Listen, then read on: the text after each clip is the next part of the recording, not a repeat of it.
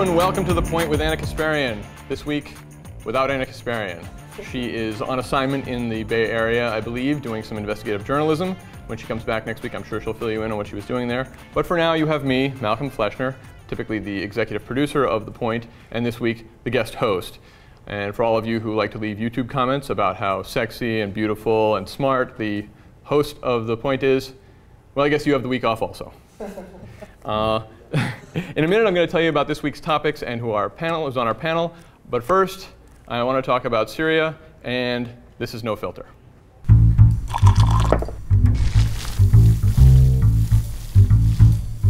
As we sit here on the precipice of another attack, this one on Syria, which will lead to who knows what unintended consequences based on intelligence provided to us by the Obama administration about Syria's use of chemical weapons, I want to remind my fellow Americans of one important point, and that is that governments lie, especially about military matters. Whether it's the Gulf of Tonkin incident that led us to deeper involvement in Vietnam, the alleged Soviet infiltration of Grenada, the funding for the Contras in Nicaragua, and of course we remember the alleged connection between Saddam Hussein and Al-Qaeda, you remember that? And then of course we had the WMD in Iraq that Donald Rumsfeld knew exactly where they were, remember? They're outside of Tikrit here, they're north of Tikrit, south of Tikrit, all around Tikrit. Yeah, he really knew. So the point is that governments lie, and they do it all the time. And often they lie to get us into wars, and by the time the lies are exposed, it's too late, and the media mostly gives the liars a pass, often because they went along with the lies in the first place, and they don't want to be exposed for their own complicity. So you may feel that it's right and it's okay for us to bomb Syria. That's your opinion. But please don't trust what the government tells you. And don't put your trust in Obama either. He lies too. He went on The Tonight Show and said, and I quote, "We don't have a domestic spying program." That was not true. Luckily for Obama, lying on The Tonight Show is not perjury, or else he would potentially face more serious consequences, as would Will Smith, who went and told The Tonight Show audience that After Earth was going to be the best movie of the summer. So is the administration lying about whether the Syrian government used chemical weapons? I don't know. But the idea that we should reflexively believe the Obama administration or John Kerry about this just because they say so is laughable. Don't do it. And another thing. Here's a tip for our up-and-coming government officials of the future. Can you guys learn a lesson from Don Rumsfeld and John Kerry and not have your photos taken with dictators we later want to claim are worse than Hitler? It hurts your credibility and makes you look like an asshole. And that's No Filter. Today on the show, we're going to talk about atheism and morality. Is atheistic morality actually superior to conventional religious morality? Interesting. We're also going to talk about Syria and the trudge to war. Is it a good idea? Is it a bad idea? What else can be done? And then we're going to talk about big box stores, chain stores. There are certain cities are fighting back against the chain stores and saying, we don't want you. Is this the start of a trend? We'll talk about that. And then finally, we're going to conclude by talking about an interesting product that's being sold on Craigslist across the country, but it's only being sold by pregnant women. What is it? You'll have to tune in and find out, but it's probably not as filthy as what you think it is. Anyway, but first, let us meet our terrific panel. To my right, we have Daniele Bolelli. He is a true Renaissance man, an author, martial artist, and professor of comparative religion. His most recent book is Create Your Own Religion. He also hosts the wildly popular Drunken Taoist podcast. And as befits a Renaissance man, he is from Italy. Benvenuto, Daniele. That's it. Thanks so much for coming on. Thank you for having me. All right, and we also have Paul Provenza. He is an actor, comedian, author, and filmmaker. He directed the wonderful documentary The Aristocrats, which I watched this past weekend. He is the author of Satiristas, and he hosts The Green Room with Paul Provenza on Showtime. He is also a noted skeptic and emceed the 2012 Reason Rally in Washington, D.C. Paul, benvenuto. Grazie. Great.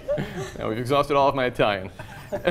And on the end, we have Emma Bates, who is an actress who has appeared on Crossing Jordan, Monk, CSI New York, and many other shows. Most recently, she appeared in Joss Whedon's adaptation of Shakespeare's Much Ado About Nothing, which I got correct this time, as opposed to what I have in my notes, portraying Ursula.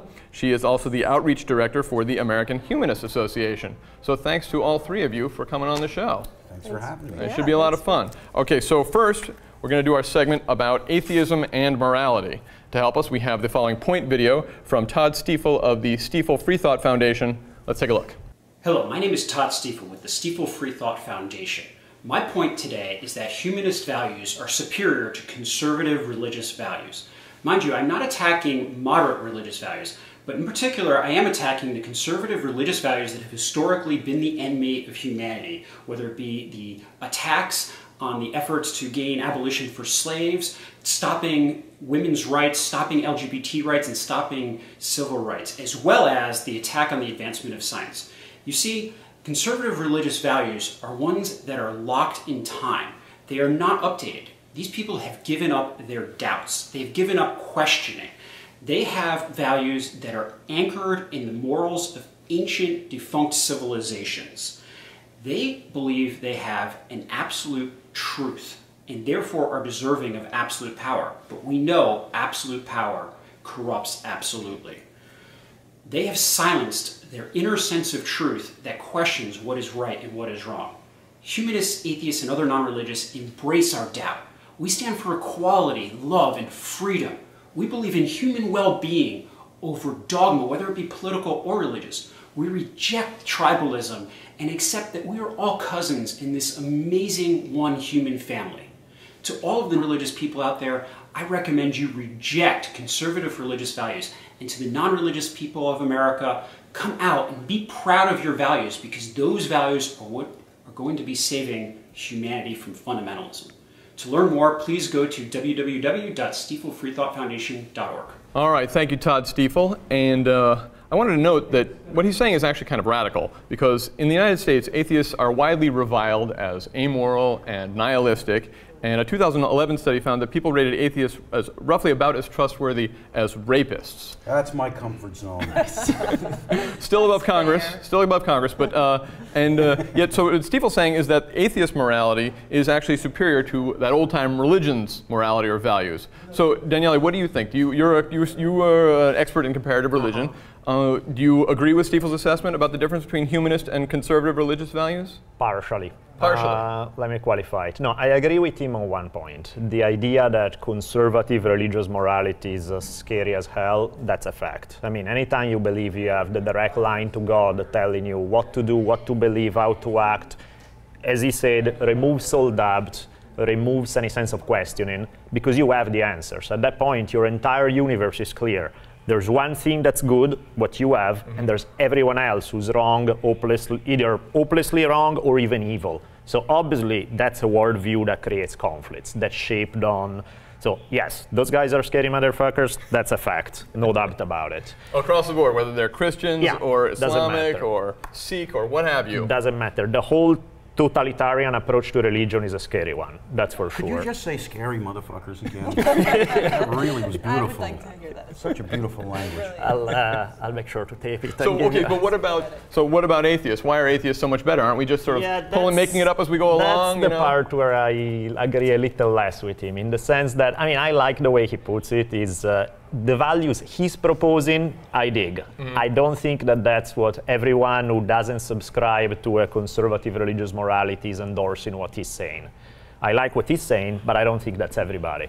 So just because you're not in the hardcore conservative religious crowd doesn't make you an open-minded, nice person. Right. I know plenty of atheists who are as much as self-obsessed, arrogant assholes as hardcore religious people. There are some people who would say we have one on the panel.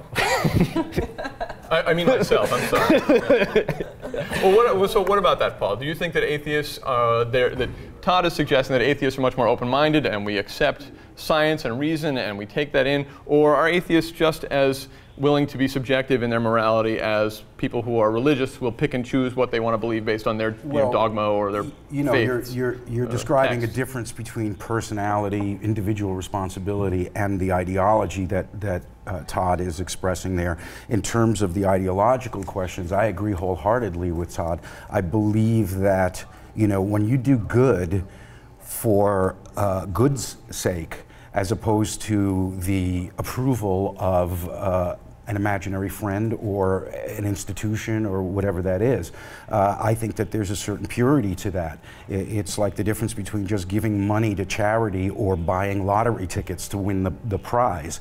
There is a purity in a morality that comes from a humanist place rather than some need to avoid punishment or to garner the love and affection of your imaginary friend. I mean, when I do good things, when I sit back and I look at the morality of the way I behave, it's all based on what is appropriate to human beings. It's not for any dogma or doctrine. And I think there is something more valid about that, that you do good just because you do good, not for any reward, not for any payback in some future imagined existence. Right, but there are some who would say that you're just sort of making it up as you go along, though. At least when you have religion, you have this book that tells you what's good and what's bad. I know how you refer to God as your imaginary friend. I've read the Bible. He's kind of, I would say, frenemy at best. At best. At best. Well, that's the other thing, is that when you're talking about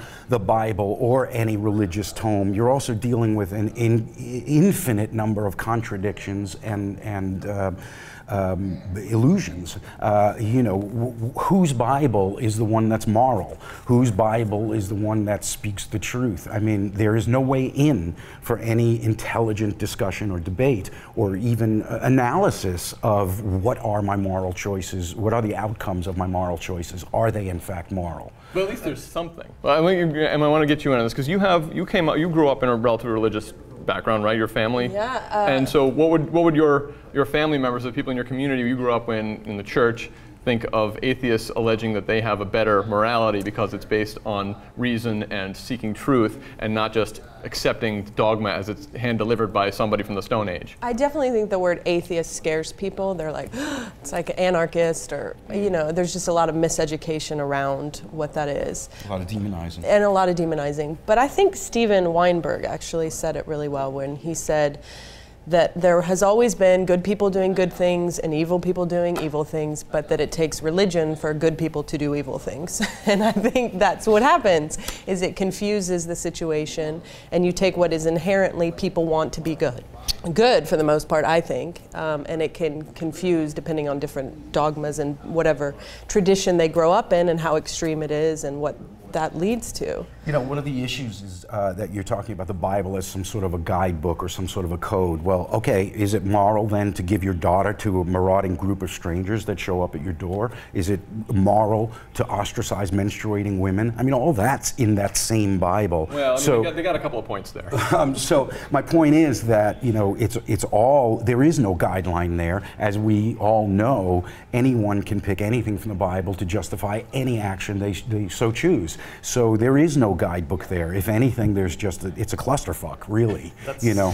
But the other side of that, I'd love to hear that in Italian, by the way. But the other side of that is the other side of that is that, you know, none of these dogmatic religious doctrines or any morality ascribed to them come without institutions and without the institutionalization of those ideas. And as soon as you enter into institutions, you end up in the situation that Emma was talking about, that Weinberg comments on. You end up with a group of people following an ideology, and right off the bat, there's questionable morality involved. But is that true? I mean, wouldn't people who are religious, wouldn't they say, no, it's not, you don't understand the Bible. This is delivered from God. This is a guidebook. We do follow it. And various people would say, I guess if you're more moderate, well, that means no sex before marriage. That means no, you know, it means all kinds of things that most people most moderates, as Todd refers to, don't really adhere to anyway. No, so it's all just a big workarounds. Yeah, exactly. It's all a big canard, you know. I think religion pretty much hijacked morality that's inherent already to people. Yes. We have mirror neurons that we've evolved to be social creatures. If I see you get stabbed in the arm neurons in me light up and I'm affected by it. We inherently want to help each other, work in groups, and I don't think that takes religion. I think that it's just how we are. There is a lot of scientific evidence that we do, in fact, that we are, in fact, empathic beings. And I believe that a great deal of our morality probably stems from that. That's why most people aren't going around killing each other all the time. Most people aren't going around looking for conflicts. Most people, regardless of whether they're atheist or believe in a religious dogma, most people really genuinely want a very moral existence. We are empathic.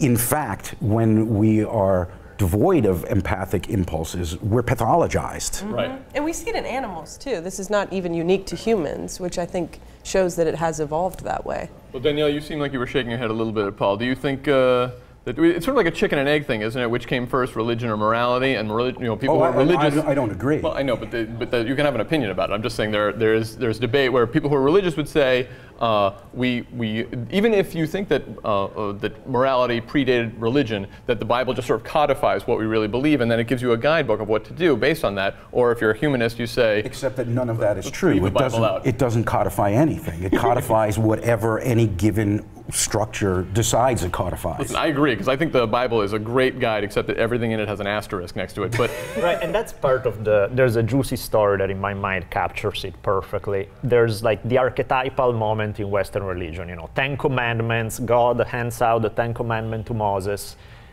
Foundational thing in all Western religions, but the part that's really juicy, where it gets interesting, is what happens right afterwards.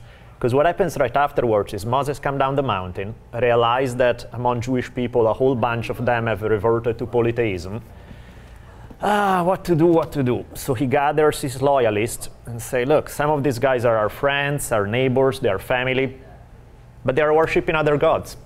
What can we do? So get your swords, let's go from one side of the camp to another and kill them all. Sure. Exactly. So it was the first Syria. Right, and why are you killing them? You're killing them because they are not honoring the God who just told you that you're not supposed to murder people. Yeah. So clearly you should murder them, Sure. right? Well, I mean, if that's not moral relativism, I don't know what moral relativism is. It's like that's clearly you have a law right there about not killing people, well, except if you don't honor that one God, in which case it clearly is legitimate. And that really is a parable for institutionalized religion. Well, then they make a distinction between killing and murdering, which are apparently two different things. But again, that's where it becomes the whole moralativistic line becomes you make it say whatever you want. It's Right. like well, I find one thing that I thought interesting that there's I don't know my Bible that well, but there's a portion of it where it says you're not supposed to cut your hair. And I thought, well, if you're really going to follow the Bible and you can't cut your hair, because it says you can't cut your hair, and so I like, well, what do people say who cut their hair who are adherents of the Bible? And so I looked it up and online, and there was a guy describing, well, it turns out that was referred to this other tribe that cut their hair, and God didn't like them, so he told these people his chosen people, you don't cut your hair because that's going to differentiate you. Since those people who cut their hair aren't around anymore, now it's okay to cut your hair. And it's this whole convoluted argument explaining why you don't have to follow that one thing in the Bible. It's like, so everything has wiggle room except you can't be gay, because it says clearly in the Bible you can't be gay, and there's no asterisk on that, and no abortion, even though that's not in the Bible anywhere. But those are the only two things that you have to follow the Bible on. But you can kill your son if you hear a voice telling you to. right. Well, come close. God will intervene. It's very important. Once again, I think you're doing something that happens all the time, which is problematic, and that is that you're conflating morality with religion. So you have yourself slipped into the fallacy there, as Emma mentioned so clearly and perfectly. Religion has hijacked morality. Mm-hmm. It is not responsible for morality. It is not the end-all and be-all. It doesn't have answers regarding any definitive morality. It has simply hijacked and claimed that it has morality. But it doesn't. You don't like religion very much, Paul. Well, I'm not cutting my hair specifically. But other than that, that's the one thing. Jesus. It's also, as Todd Stiefel says in the video you played, an atheist morality, a non-theist morality, is inclusive. Mm-hmm. Religious morality is divisive. Religious morality is always about who is the other. They are the immoral ones or the amoral ones. Atheistic morality, non-theistic morality has no such caveats. Mm-hmm. That's where I mildly disagree, in the sense that there are plenty of totalitarian freaks among people who don't necessarily believe that it's just God whispering to them the way it is. There are people that you don't follow my version of communism. Your version of communism is slightly different, so you clearly have to kill it off because there's only one right way and it's ours. So I feel that even that's though... not a representation of non-theism. That is a representation of a political and cultural and social and economic paradigm. That's not a manifestation of a morality. When people conflate atheism with communism, Stalinism, all that sort of stuff, I mean, atheism is number 75 on the list of what the concerns are, what the motivation of that kind of a movement is. No, in fact, I'm not saying that that's the cause of it. I'm saying, but just because you're not in the theistic camp doesn't make you necessarily on the good moral camp. Correct. There are many ways to be a dogmatic asshole, even if you don't believe in God. It's possible. Absolutely. Totally. That's why it's very important to not conflate these issues and separate religion, morality, and personality and individual responsibility. Right, before we go, we're almost done with the segment, and I got to wrap up, but I wanted to ask you, as he closes his point, Todd, he talks about how atheists, secularists, skeptics need to come out and be loud and proud, and we're here and we're clear, get used to it.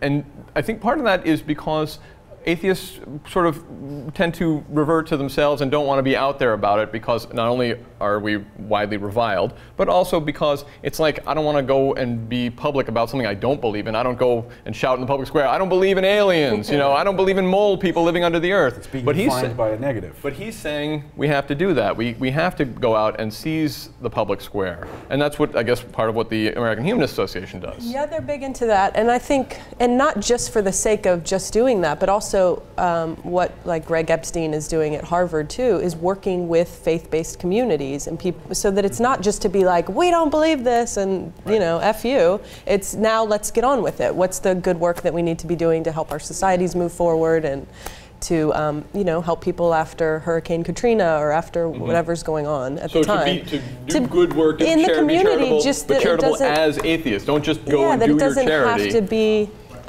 for any other reason than because you want to be a good person doing good things. And Foundation Beyond Belief does the same thing, works with communities to help do all kinds of programs all over the world as of now to help people get out of poverty and education. And so I think the more that they see humanists and atheists and free thinkers and skeptics and everyone that's involved in that community doing good things and joining in projects with faith-based communities or not, it will lessen the stigma of what it means right now to be an atheist. Well, that was sort of one of the great outcomes of the Reason Rally, which was just having people celebrate free thought and non-belief in terms of what that means as an identity. And it was amazing. By some accounts, as many as 30,000 people standing in the pouring rain. The vibe was unbelievable. It was an extraordinary event to be at. Anyone who was there can tell you what it felt like to be there, because there was no agenda other than just celebrating in front of the institutions of our government, who are falling prey to the Christian right all the time, to be able to stand there and go, you know what, politically we're not even all the same, but we all agree in separation of church and state, a real moral approach to education and public policy, all that sort of stuff. The identity of atheist is I only accept it happily because it does have political implications right now. Right. We are living in a country that is prey to religious fundamentalism. I get it. Prey. All right, we got to wrap up. I'm sorry, we got to wrap up. But thank you. And so the point is, from Todd and from us, that if you're an atheist, go out there and be charitable, be open about it. And as you're serving the soup in the soup kitchen, hand it over to that person and say, there is no God, there is no God, there is no God. That'll make you a lot of friends. I actually differ, believe it or not. I actually feel like just live as an example and let other people. Most people who I engage with this come to me with questions. Right. I don't assert myself, except an asterisk next to Paul. Yeah. We'll take one out of the Bible and put it next to Paul. Yeah. All right, thank you very much. We'll be right back with the next segment where we're going to talk about Syria. Yay, cheery topic. All right, come right back. All right, welcome back, and we're going to talk in this segment about the rush to attack Syria in response to the Assad government's alleged use of chemical weapons. It took an unusual turn in the debate this week with President Obama. Let's take a look at what he had to say. After careful deliberation, I have decided that the United States should take military action against Syrian regime targets. This would not be an open-ended intervention. We would not put boots on the ground. Over the last several days, we've heard from members of Congress who want their voices to be heard. I absolutely agree. All right, so Obama he has sent it out, handed off the ball to Congress. Next week there should be a vote about that, and indications are that no matter how the vote goes, he has planned to go forward with the bombing anyway, but that's where we stand right now. We're in the debate in Congress process, and I wanted to ask you, Paul, why are we doing this potentially? Not the debate in Congress, but the bombing in Syria. What do you think is the real reason? Is it to punish the Syrian government for using chemical weapons? Is it because our credibility is on the line with the red line talk? Or is it because we want to support the rebels, or is there some, you're going to go off the board? Yeah, totally. It's because of the PNAC doctrine of 1997. It is exactly in line with exactly what the neocons wanted to do in the region to maintain American hegemony for the 21st century. It's exactly, there is no difference between George W. Bush and President Obama when it comes to foreign policy and it comes to supporting the PNAC doctrine. I mean, if we look at what's happened here, Iraq is off the, Iraq has already happened. Syria is next in line. The sights are set on Iran. Lebanon, Jordan are already in disarray. I mean, it's the 7 targets of the PNAC, and there is absolutely no indication that we're going to veer from that. And that's exactly why this is happening. Do you buy any of this, the chemical weapons stuff? I buy none of it. I buy none of it. It is part of the agenda, and whether or not Obama would have engaged the PNAC doctrine is irrelevant. The point is, we are so deep into it that there is no way out except forward. So you think we're following a plan that was established long ago, and this is all part of the... It's been overarching for 10, 15 years now, and it's not going to change unless there is some huge, huge paradigm shift in this country and in our political scenario. This has all been targeted. It's all... read the PNAC, you will predict the next 10 years of international conflict that America is involved in. All right, so Emma, this is Paul is saying that it's all baloney. There's no chemical weapons, or maybe there are, there aren't. It doesn't matter. It doesn't matter. It's just we're following this as a script, sort of. And you're an actress. I've worked with Obama many times. So he's very talented. Remember that big bombing Syria scene you had with him? So I don't know how you fake those videos, though, of people being shaking violently and vomiting, and obviously have no... No, I'm not saying that didn't happen, but it's irrelevant. That's not why we're making these decisions. To me, when you displace that many children and people in general, I don't know. I don't... Well, let's obviously, go around the world and see all the times we did not get involved. Let her finish, come on. War would never be my first option of choices of things to do, but I think in this case, if you draw a red line, as he's done, and maybe that's not the smartest thing always to do, but that is very clear that that's what they said. It's even clearer that this probably happened as many as 8 times prior to this on smaller levels, and then it just increased, and now it's on, 1,500 people in Damascus. I think that you can't continue to let that go on for that long. I think somebody needs to do something. I don't know if the agenda is very clear of what we hope to accomplish, whether it seems they say no boots on the ground, they don't even want to get Assad out of power necessarily, that it's more just to teach him a lesson, like we've all agreed internationally, you're not allowed to do that to people, you've done it, and now internationally we're all supposed to do something about it. So, but we're not. And we well, apparently it's what I've heard is diplomatically behind the scenes, that's what this 9 days about going to Congress is to give them time to get their shit together and get the chemical weapons out of the country, and then maybe we'll back off. But if not, then we'll do targeted strikes, not meant to threaten his regime so that he doesn't then try to, attack Israel or go in with Russia and Iran or whatever. All right, so Daniele, you agree? You think that? What do you think is driving our policy in Syria here? We got Paul who says it's all bullshit. We got Emma who says she believes the president and thinks that this is the right thing to do. What about you?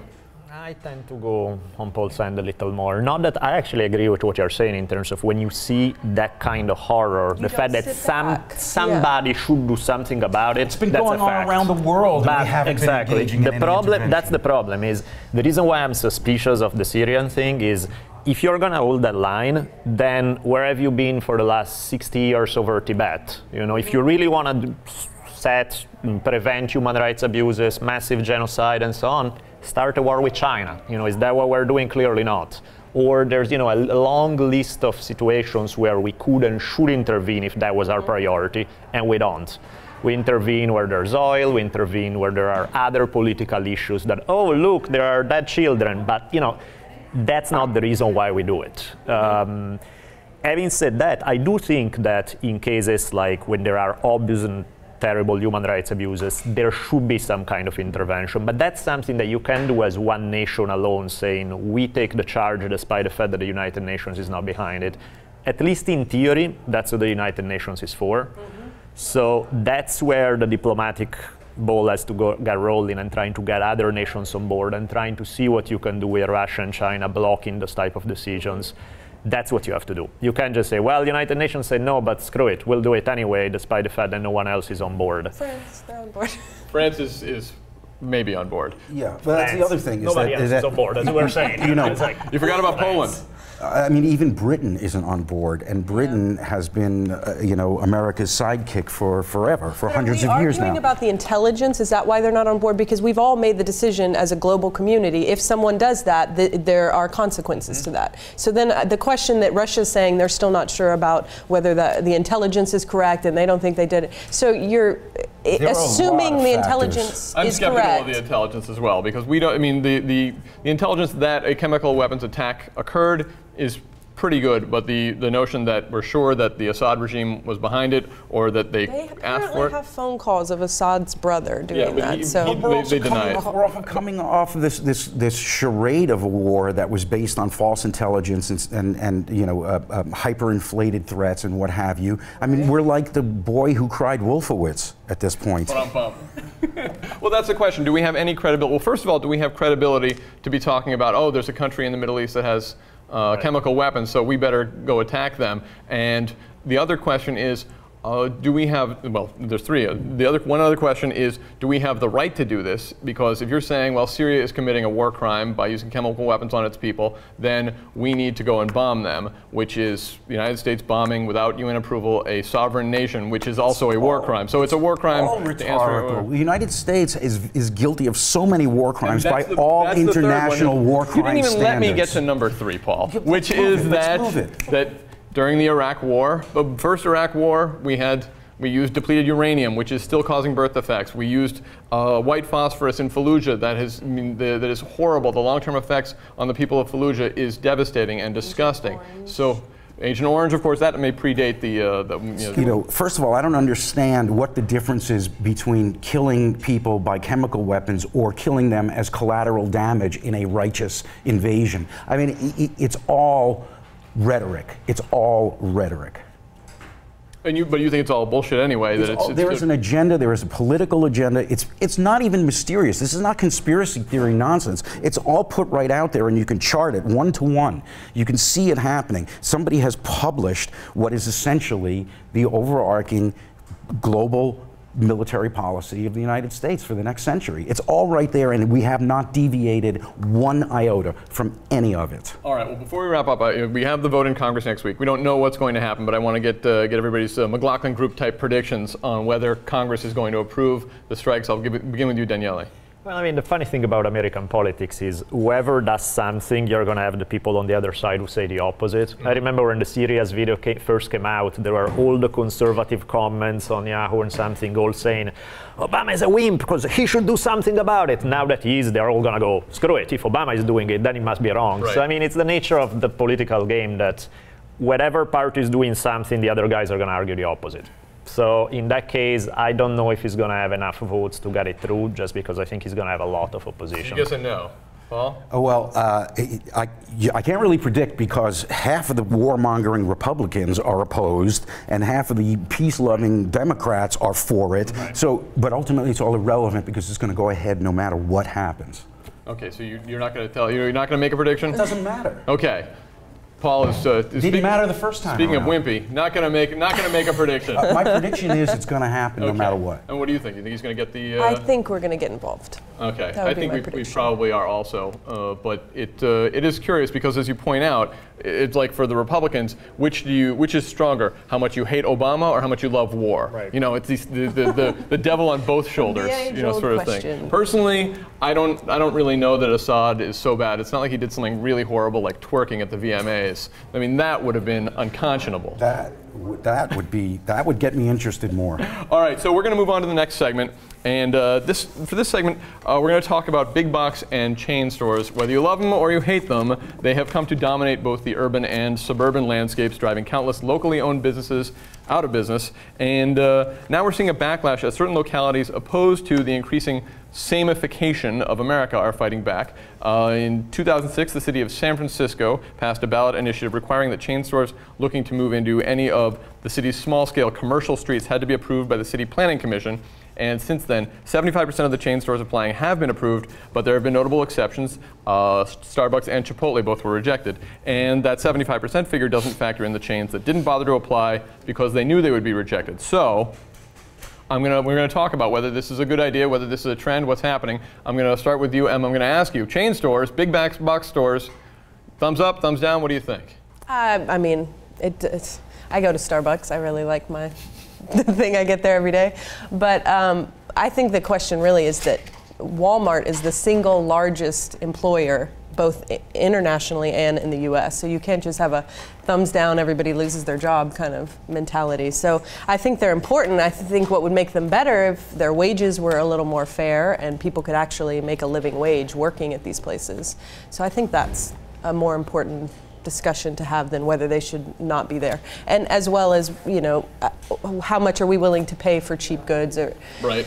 I think that's all part of it. And the price is paid often by people who are workers in the factories overseas and stuff. So what about the question, Daniele, about localities like San Francisco passing these ordinances and saying we don't want you? Isn't that sort of an impingement on the free market and on the consumers in that locality who might want to go to Chipotle or eat at McDonald's and shop at Walmart? Well, the free market argument is tricky because on one hand there's something legitimate about it. On the other hand, when you become it's this far away from a monopoly and you control the whole market, that's in theory is free. In reality, you're denying freedom by your very existence. So it's it's a dangerous line. Now, I think what they are doing in San Francisco is so minute. They are not banning those stores. Mm-hmm. They are letting them exist in the city center. They are letting them do business even in a lot of the smaller areas. They are just regulating it a little bit. I don't think that's such a crazy radical step that we need to be horrified. I think that's legitimate to just have a minimum of regulation of how some of these businesses are handled.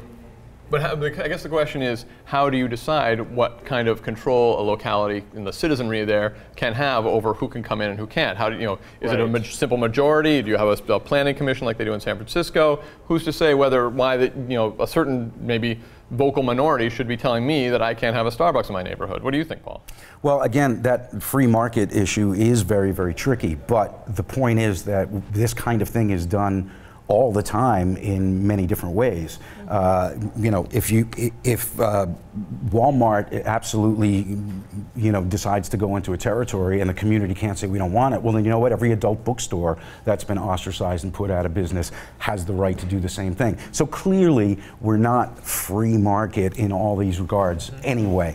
I do think that the big problem, the big issue here is that corporations are licensed. They are given a charter by the people of this country, the people of the communities are the ones who issue the rights for corporations to exist. So I think the real answer to this is make corporations responsible for that right, for the privilege, for the legal right to be a corporation, make them adhere to the rules that they need to adhere to. Make them toe the line or remove their corporate charters.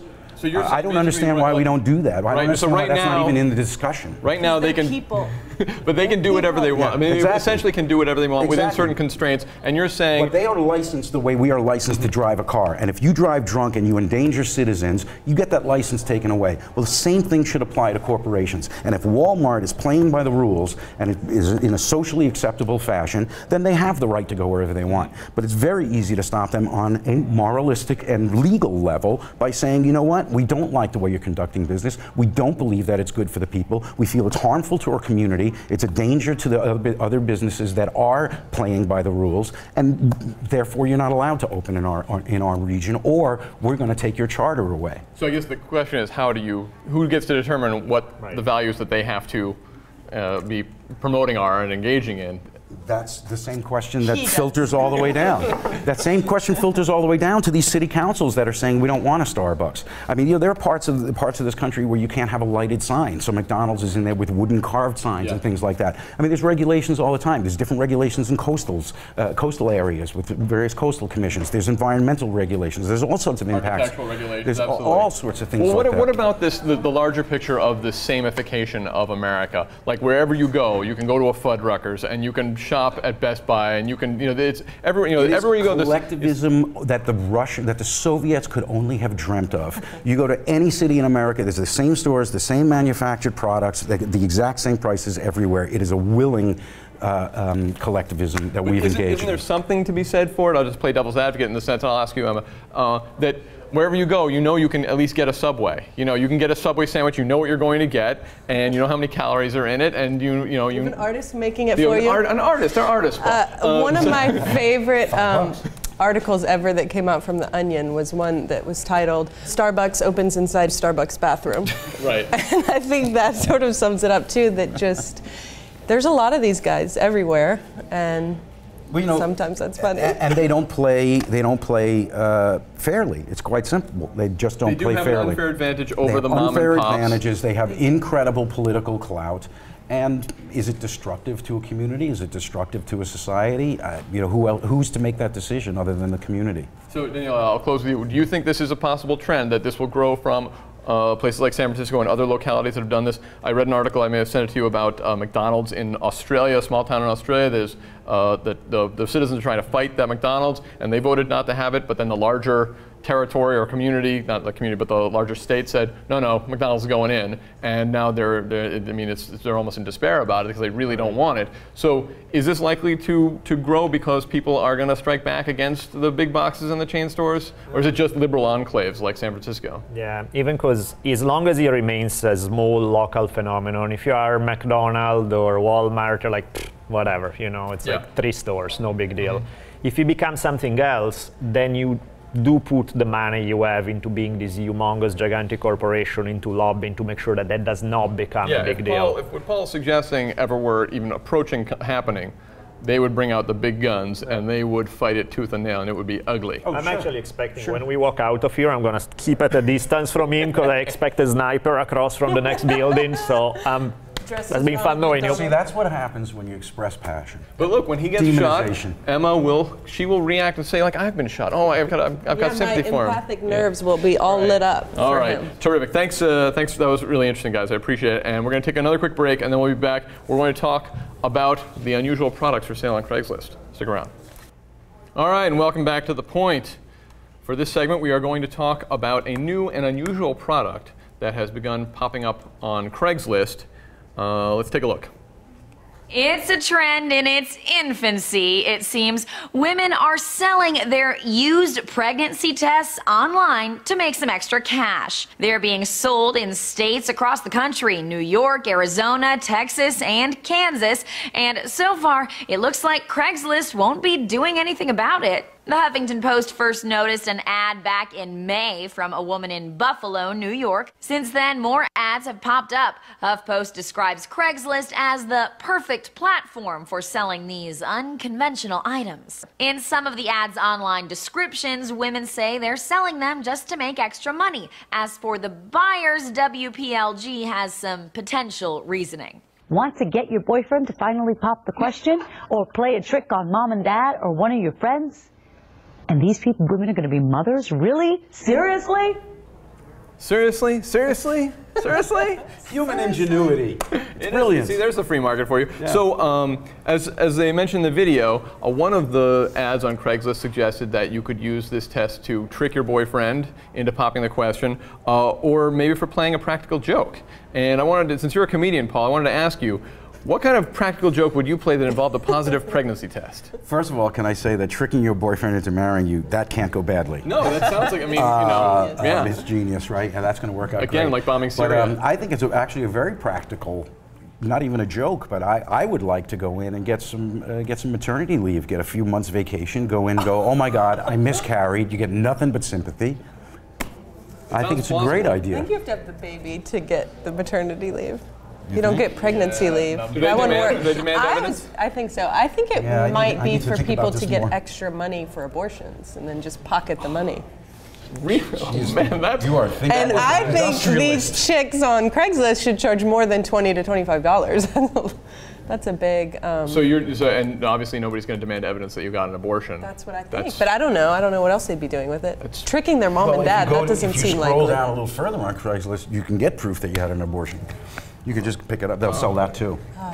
Craigslist is an amazing thing. Sure, that's wonderful. There's your free market for you. So, what do you think this is? So, is this ethical to sell pregnancy tests, positive pregnancy tests on Craigslist? I mean, if you are with somebody with such an evil bitch that would use that to trick you into marrying her, I think you have bigger problems. Evil bitch in Italian. There's got to be an Italian word for that. Evil bitch.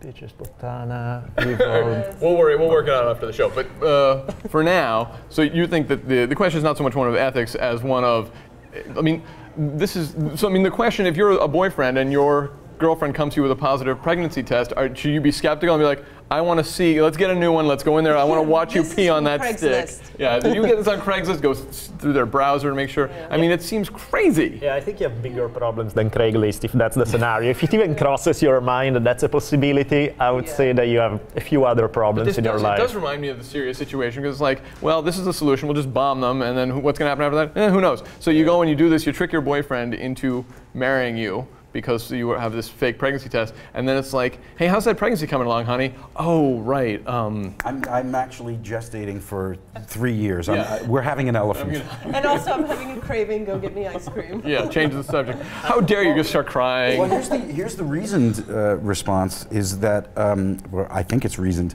is that it's perfectly fine to buy and sell that, but what do you do with it? And I believe we have laws in place against falsifying your identity and falsifying anything. If anybody uses it to get some sort of benefits or whatever, I believe that's a crime that's been committed. But theoretically, you know, I would buy some celebrity pap smear results if they put them up there, just to have them.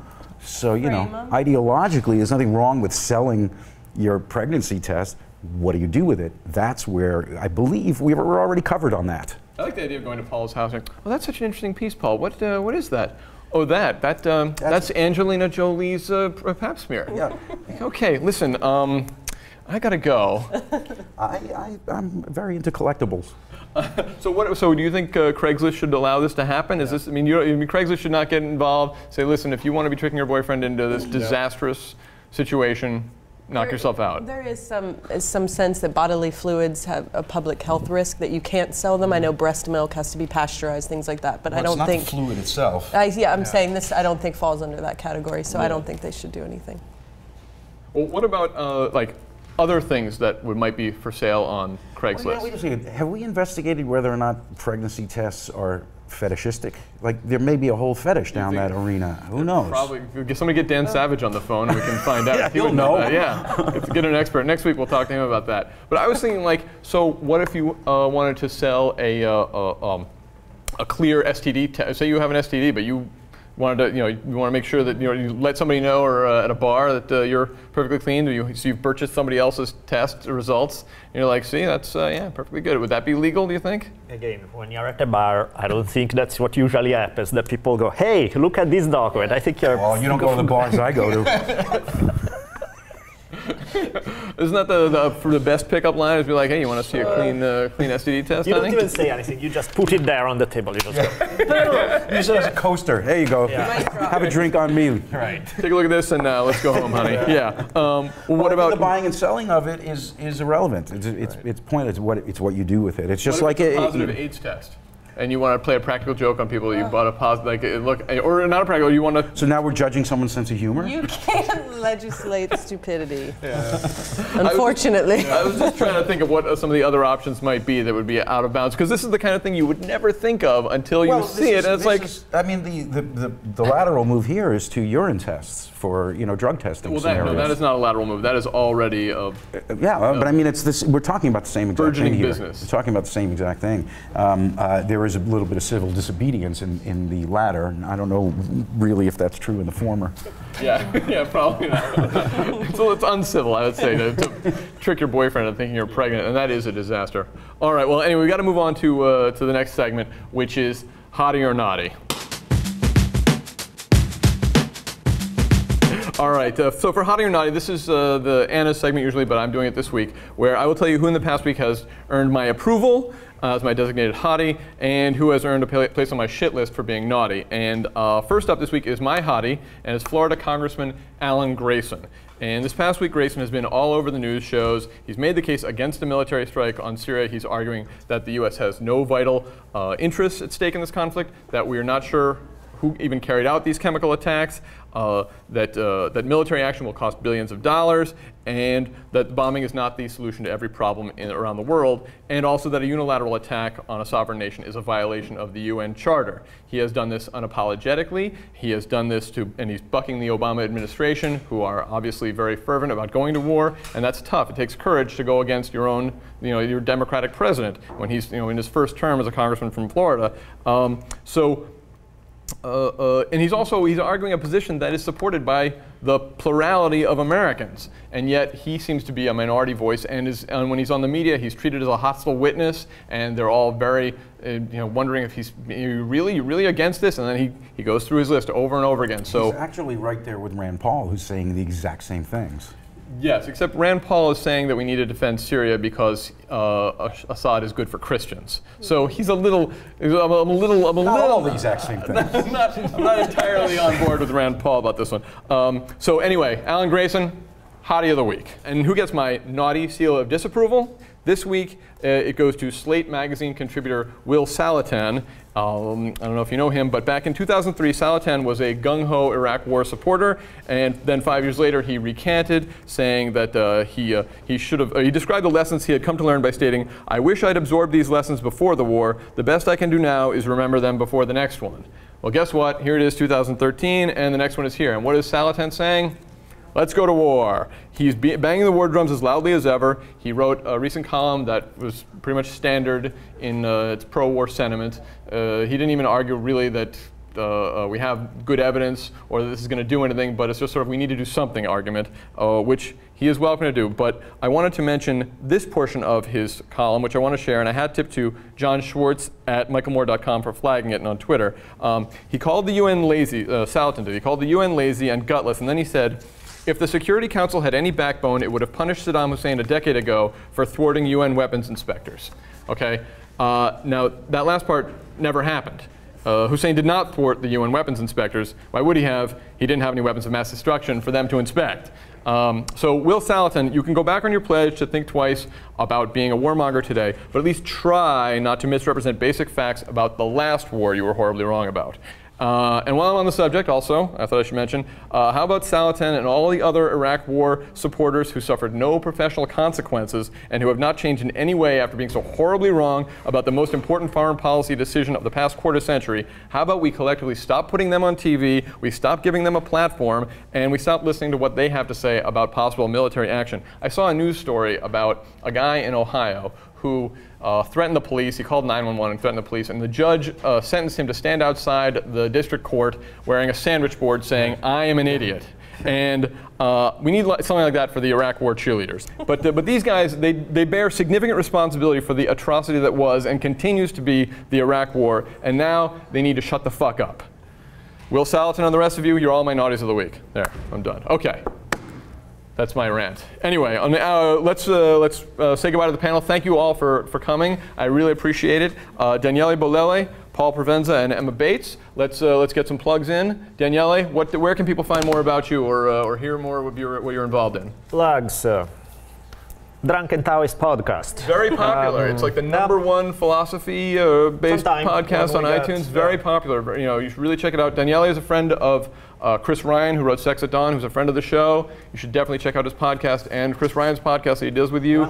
Fascinating stuff. All right, so that's Daniele. Paul, where can people find more from you? We're around the world with Setlist, an amazing show, and you can see it on the Nerdist channel on YouTube. There's pieces of Setlist there. That's basically what I want to talk about. What is Setlist? Tell people about Setlist. Setlist is an improvisational stand-up show. We create set lists, and the comedians come up and improv the set that goes with it. And it's a very exciting and challenging show. It's great for everybody. It's going to be great. Where you travel around the world, you say? Yeah, doing it all around the world. We're going to be in Toronto in the next this month. That's if you get out of the studio. Daniele's worried for your safety. I got a drunken Taoist to protect me. And Emma, what do you? Where can people see more of your work? What's coming up? And I'm in Much Ado About Nothing. That's still in theaters in limited release, and the DVD comes out October 8th. That's Joss Whedon is the director. You may have heard of him. And Roadside Attractions. And he's also a humanist. He is, yes. He was a Humanist of the Year for the Harvard Humanists Association. Paul, you were so close. Maybe next year. All right. Next year, for sure. All right, and I am Malcolm Fleschner. Thank you so much for your patience with me this week. And we'll be back next week. And remember to like, comment, and definitely subscribe to the Town Square channel. You don't want to miss a single video we post, especially once Anna comes back. She won't like that, and you won't like her when she's angry. But for this week, thanks for watching, and stay strong, nation.